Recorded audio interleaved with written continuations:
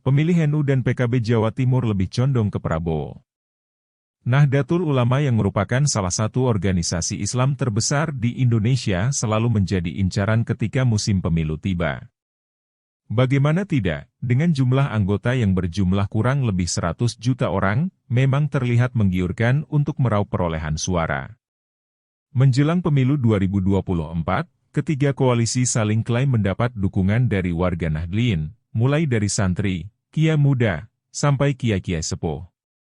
Beberapa partai politik di Indonesia, terutama partai-partai Islam, ada yang konon katanya lahir dari rahim Nahdlatul Ulama.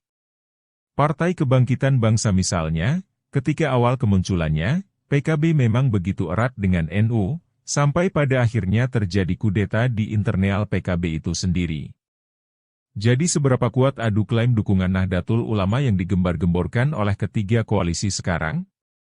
Surabaya Research Syndicate atau SRS merilis hasil survei yang dilakukan pada tanggal 3 September sampai dengan 12 September 2023 di 38 kabupaten kota Jawa Timur dengan jumlah responden sebanyak 1.000 orang.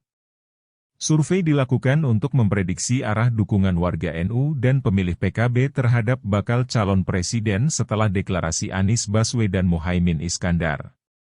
Peneliti senior SRS Edwin Abdul memaparkan hasil surveinya di Surabaya pada tanggal 15 September 2023, yang menerangkan jika warga NU di Jawa Timur masih cenderung memilih Prabowo Subianto dibanding Anies Baswedan.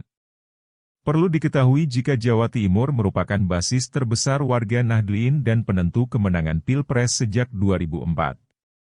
Dari hasil survei SRS menyatakan 41,4% responden yang mengaku warga NU di Jawa Timur memilih Prabowo Subianto, 34,3% responden memilih Ganjar Pranowo, kemudian 13,6% memilih Anies Baswedan. Namun, masih ada 10,7% responden warga NU Jawa Timur belum menentukan pilihannya. Selanjutnya Edwin memaparkan survei terhadap pemilih PKB untuk dukungan calon presiden pasca deklarasi Anies Baswedan Muhaimin Iskandar. Hasilnya Prabowo Subianto masih unggul dibandingkan dengan Ganjar Pranowo dan Anies Baswedan. 38,4% responden pemilih PKB memilih Prabowo Subianto, kemudian 34,5% responden pemilih PKB memilih Ganjar Pranowo sedangkan Anies Baswedan hanya dipilih sebesar 18,8% pemilih PKB. Lalu 8,3% sisanya masih belum menentukan pilihan. Edwin menyebutkan, dalam simulasi head-to-head sekalipun, Prabowo Subianto masih tetap unggul dibanding Anies Baswedan dan Ganjar Pranowo di Jawa Timur, meskipun sudah ditinggal oleh Partai Kebangkitan Bangsa. Ketika head-to-head lawan Ganjar Pranowo, angka yang diperoleh Prabowo sebesar 51,3%, sedangkan Ganjar Pranowo memperoleh angka 45,2%. Kemudian saat head-to-head Prabowo Subianto dengan Anies Baswedan, hasilnya Prabowo memperoleh angka 56,8%, sedangkan Anies Baswedan 40,1%. Masing-masing ada undecided voter sebesar 3% lebih. Metode penarikan sampel dilakukan dengan multi-stage random sampling dengan margin of error sebesar 3,1% dan tingkat kepercayaan sebesar 95%.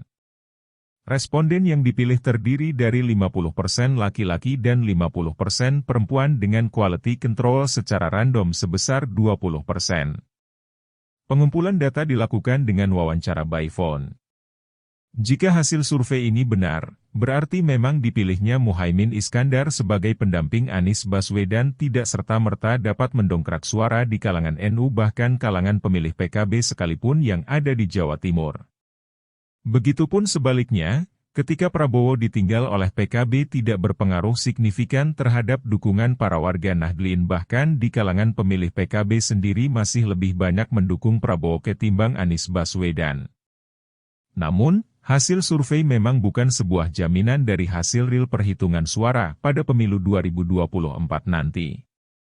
Survei-survei hanya sebagai alat bantu prediksi atau alat simulasi, bukan penentu hasil yang pasti.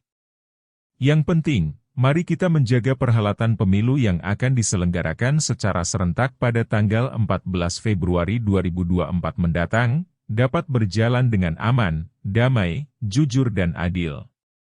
Siapapun pemenangnya semoga memang pilihan yang terbaik untuk memimpin Indonesia tercinta. Terima kasih sudah menonton, jangan lupa subscribe, like dan komen, serta nyalakan lonceng notifikasinya, agar Anda tidak ketinggalan informasi-informasi menarik lainnya.